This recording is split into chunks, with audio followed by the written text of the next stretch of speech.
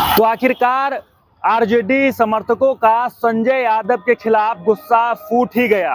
कल देर शाम जहां तेजस्वी आवास में समीक्षात्मक बैठक चल रही थी, वहीं राबरी आवास के बाहर आरजेडी के कई कार्यकर्ता और समर्थक पहुंच गए और संजय यादव के खिलाफ मुर्दाबाद के नारे लगने लगे। जी हां, वही संजय यादव जो आरजेडी से राज्यसभा सांसद हैं और तेजस्वी यादव के राजनीतिक सलाहकार बताए जाते हैं।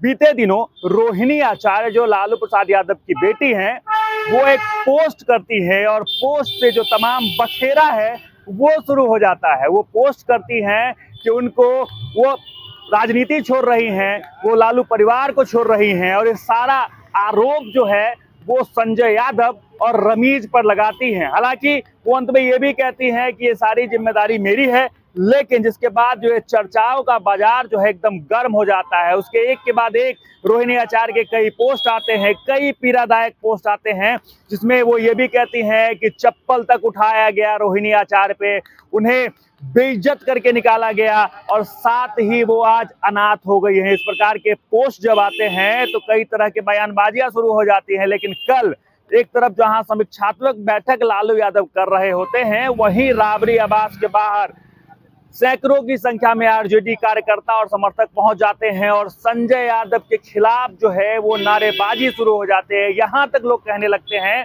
कि संजय यादव को बिहार छोड़कर हरियाणा वापस लौट जाना चाहिए।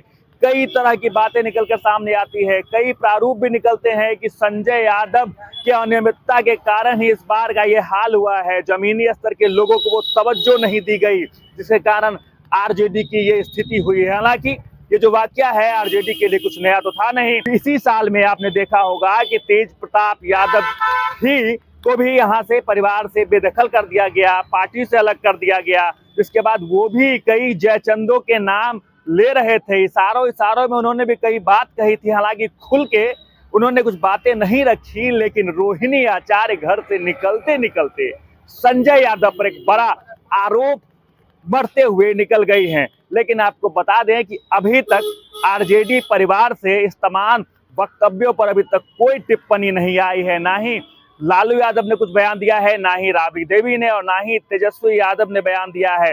तमाम जो बड़े चेहरे हैं वो चुप्पी साधे हुए हैं। लेकिन ये जो माहौल है एक तरफ से गर्मा गया है। रोहिणी आचार्य को तमाम जो बड़े बड़े चेहरे हैं, राजनीतिक चेहरे भी हैं, उनका सपोर्ट मिल रहा है और वो ये भी कह रहे हैं कि अगर वो आगे कोई स्टेप लेती हैं तो आगे कार्रवाई भी की जाएगी। लेकिन रोहिणी आचार्य का इतना बड़ा आरोप जो है वो पूरे आरजेडी खेमे में एक हलचल पैदा कर दिया। देखिए, स्थिति ऐसी भी है कि इस बार जो आरजेडी 25 सीटों पे सिमट गई है, एक तरह से राजनीति जो है उसमें भी कलह के तौर पे देखा जा रहा है और साथ ही वही पारिवारिक कलह तो आप पिछले कई दिनों से देख ही पा रहे होंगे। बाकी इन तमाम वक्तव्यों को लेकर आपका क्या कुछ कहना है कमेंट बॉक्स में जरूर लिखें और देखते रहें सच टॉक्स।